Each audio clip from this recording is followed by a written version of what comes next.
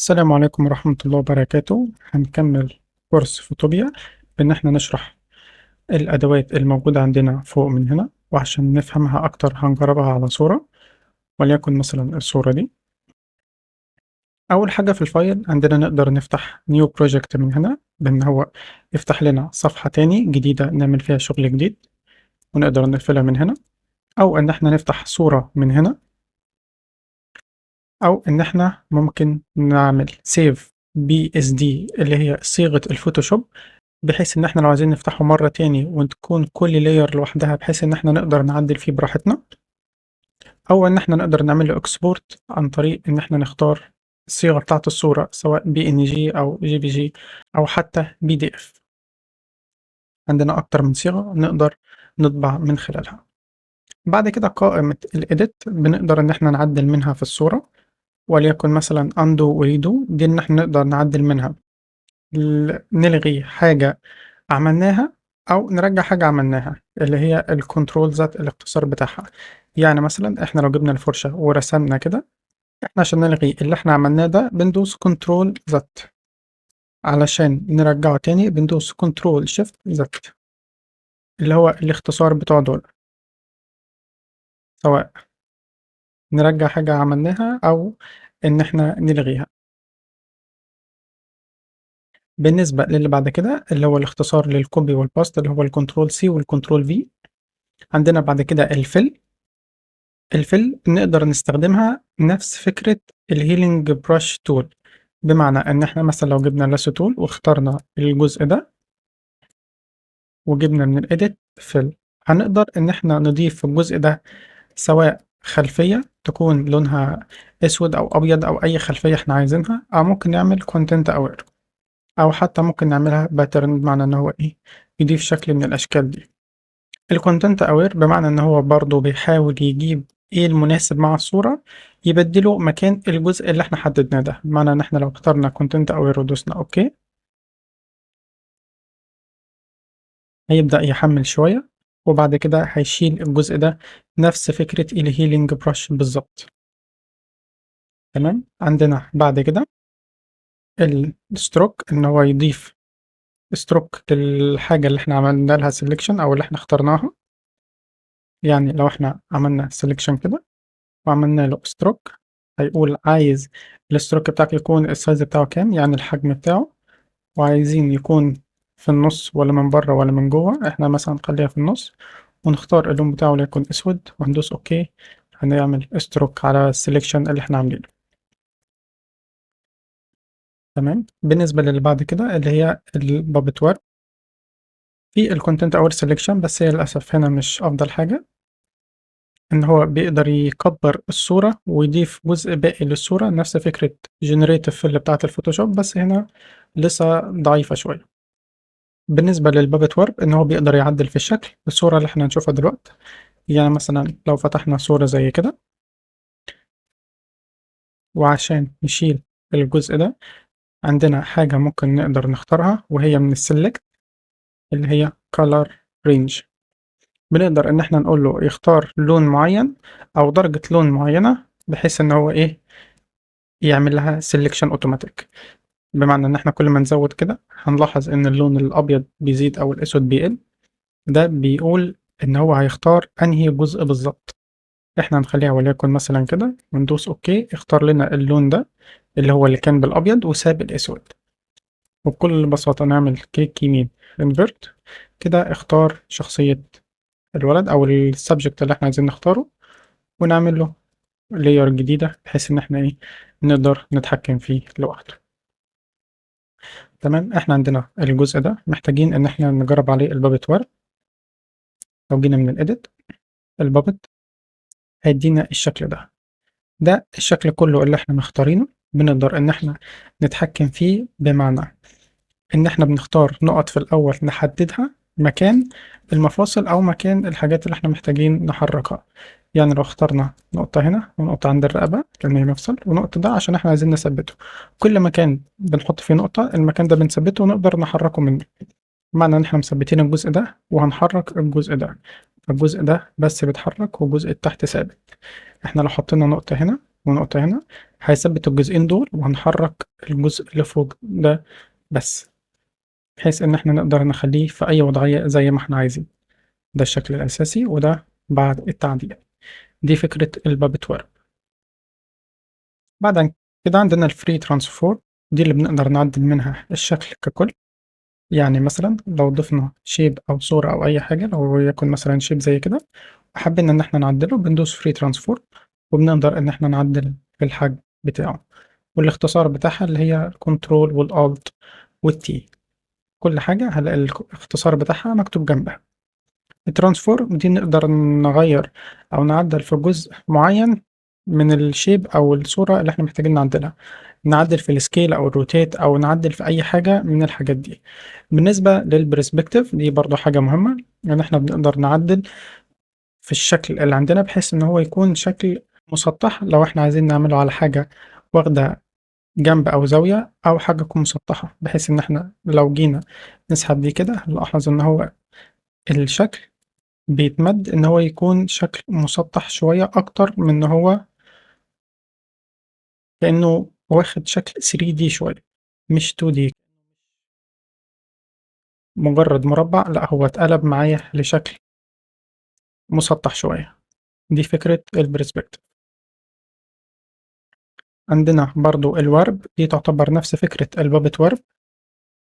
علشان نجربها على نفس الشخص هنيجي من هنا قبل ما نمسح اللاير اللي هي ديليت لاير. عندنا بعد ما عدلنا البابت ورب عندنا هنا ايه، اللاير رجع تاني، هنرجع للأساسية من قبل ما نعمل البابت ورب ونقدر نعدل عليها من الورب.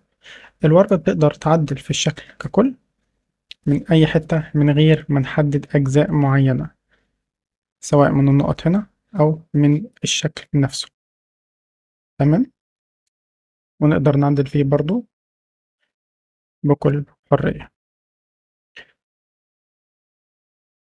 اللي بعد كده عندنا اللي هي الايمج، عندنا نقدر نضيف اي adjustment layer من هنا، نفس فكرة ال adjustment layer، او نقدر نضيف حاجات هو بيعملها اوتوماتيك زي الاوتوتون او الكونتراست او الكالر، هو بيعدلها اوتوماتيك.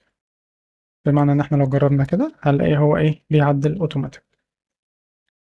في عندنا ال reduce the colors، دي بيورينا الشكل بعد ما احنا بنعدله او بعد ما هو يظبطه اوتوماتيك برضه هيطلع الشكل عامل ازاي. بعد كده عندنا الفيكتورايز بيتمان، دي برضو بتعدل في الألوان أو بشكل الصورة عامة، وبيجيب لنا الشكل النهائي بعد التعديل. فاحنا لو عايزينها بندوس اوكي، لو مش عايزينها بنفصلها من هنا عادي مفيهاش أي مشكلة.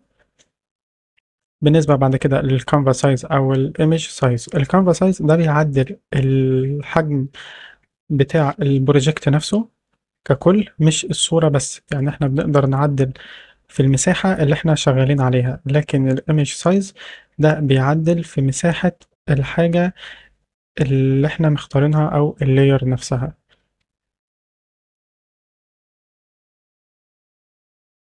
معنى ان احنا لو كبرنا كده هو كبر الصورة نفسها، لكن احنا لو عملنا كانفا وخليناها مثلا تقريبا 2500 هيكبر الجزء ككل كمشروع، لكن هيسيب الصورة او اللاير زي ما هي من غير اي تعديل. عندنا بعد كده ترانسفور، دي برضه نفس الفكرة انها بتعمل روتيت او ان هي ايه بتقلب الصورة بشكل افقي او رأسي. بعد كده من اللاير، من قائمة اللاير بنقدر ان احنا نعمل منها لاير جديدة، او ان احنا نعمل دوبليكيت، او ان احنا نعمل ديليت، برضه نفس الفكرة، بس احنا عندنا الاختصارات طبعا بيكون افضل بكتير. في عندنا حاجة اسمها combine shapes، دي ان احنا بنقدر ندمج حاجتين مع بعض. يعني مثلا لو عملنا شيب باللون الاحمر كده وعملنا شيب تاني يكون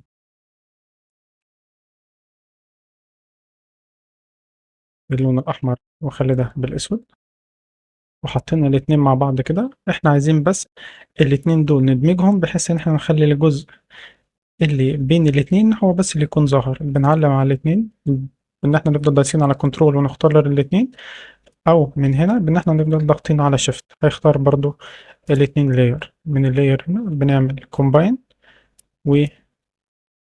بنختار دي، بيبدأ يعمل دمج للاتنين في الجزء اللي بينهم فقط.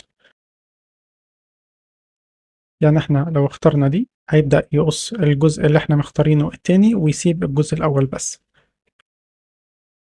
ده بالنسبة لللايرز. بالنسبة للسلكت اللي احنا قلناها ان احنا ممكن نقدر نعمل color range بحيث ان احنا نختار لون معين او جزء معين من الصورة ونعمله selection بحيث ان احنا نقدر نمسحه او نعدل عليه. الريموف باك جراوند دي للأسف بنقدر نستخدمها لفترة معينة بس، وهي بتشيل الخلفية على قد ما تقدر بالذكاء الاصطناعي، بس للأسف زي ما قلت بنستخدمها لفترة معينة وبعد كده بنقدر نستخدمها بعد فترة طويلة تقريبا بتكون 4 ساعات. بالنسبة للماجيك كات إن إحنا نقدر نشيل جزء من الصورة ونخلي الباقي لو إحنا مش عارفين نحدده بالظبط. بمعنى إن إحنا لو اخترنا الجزء ده كده بالأخضر بحيث إن إحنا بنقول له خلي الجزء ده ما تشيلهوش، والجزء اللي بالرمادي بنقول له إن إحنا مش عارفين نشيل الجزء ده بالظبط من الصورة، فأنت إيه حاول تعدله مع نفسك بحيث إن إحنا لو هنشيل زي شعر كده أو حاجات بتكون دقيقة شوية مش هنعرف نحددها. بالنسبة للسبجكت برضه هو بيختار السبجكت اللي قدامه، بس برضه هي للأسف حاجة بتكون في النسخة البريميوم فاحنا بنستخدمها لفترة قليلة وبعد كده بنقدر نستخدمها بعد فترة طويلة. فهو زي ما احنا اخترنا السبجكت هو علم على الجزء ده بس وسبب باك جراوند، بس لو جينا نستخدمها تاني هيقول للأسف إن هي إيه بريميوم ولازم نستنى 240 دقيقة. فاحنا نكون محددين بالظبط احنا محتاجين ايه قبل ما نستخدمهم. بالنسبة بعد كده للفلتر، الفلتر احنا بنقدر نعدل على الصورة بشكل أوسع شوية من الادجستمنت. يعني مثلا زي الفلتر جاليري، في فلترات جاهزة احنا بنقدر نختارها من هنا بحيث ان هو يعدل على الصورة على طول من غير ما احنا نفضل نعدل في كل جزء منها. ومن هنا بنعدل في القوة بتاعة الفلتر وان احنا نقدر نعدل في كل ايه جزء منه بحيث ان احنا لو عايزينه يكون الفلتر على الصورة كلها او على جزء منه. بالنسبة للي بعدها اللي هي لينس كوركشن، دي زي ما هو واضح كده ان هي زي بتمد او بتعمل زي فكرة الورب شوية بس بتكون محددة نقطة معينة هي اللي بتقدر منها ان هي تمد الصورة من باقي الاجزاء، زي ما يكون هنا السنتر وباقي الاجزاء هي اللي بتتمد. اللي بعد كده الكاميرا رو فلتر، دي ان احنا بنقدر نعمل منها برضو نفس فكرة الادجستمنت بس على لاير معينة. يعني لازم نكون محددين اللاير اللي احنا شغالين عليها بإن إحنا نقدر نغير الإكسبوجر والكونتراست وكل الحاجات دي. كل ده بيكون في مكان واحد من غير ما نقعد نعمل كذا لاير ونقدر نعدل في كل الحاجات دي. اللي بعد كده اللي هي الليكوفاي إحنا بنقدر إن إحنا نعمل زي تمويج في الصورة نفس فكرة السمادج تول اللي كانت موجودة عندنا، وهنا نقدر نعملها بأي شكل إحنا محتاجينه. فدي بس إن هي إيه بتعمل زي تمويج للصورة. اللي بعد كده اللي هي الفانيشنج بوينت، الفانيشنج بوينت دي بتقدر ان هي تعمل نفس فكرة البرسبكتيف بس ان احنا نقدر نحط حاجة في المكان ده بشكل برسبكتيف بطريقة افضل شوية. يعني مثلا لو اخدنا صورة المكعب ده وعملنا الفانيشنج بوينت ومن هنا بنختار الشكل اللي احنا عايزين نرسمه وليكن مثلا فوق المكعب ده عمل الشكل دوت. تمام. احنا مثلا محتاجين نحط صورة البرجر دي من فوق فهنحدد بكنترول وايه عشان نحددها كلها وبعد كده ناخد كوبي بالكنترول وسي ونيجي هنا عند الفانيشنج بوينت وفي المكان ده ونعمل كنترول وفي علشان نضيف الصورة ونقدر نتحكم في الصورة مش هتطلع بره المكان اللي احنا اخترناه. ولو دوسنا اوكي الصورة هتتحط في المكان ده وهتبقى جزء من اللاير نفسها بحيث ان احنا نحطها بشكل برسبكتيف بشكل افضل. ده بالنسبة للفانيشنج بوينت. بعد كده دي بتكون افكتات احنا بنقدر نضيفها على الصورة او على اللاير نفسها على حسب الحاجة اللي احنا بنحطها. يعني مثلا ممكن نضيف بلور للصورة ونقدر نتحكم في الشدة بتاعته. بنقدر نضيف نويز او بنقدر نعمل ريندر لفليم او كلاودز او حاجات كتيرة مش هنقدر طبعا نجربها كلها في الفيديو فايه هسيبكم تجربوها.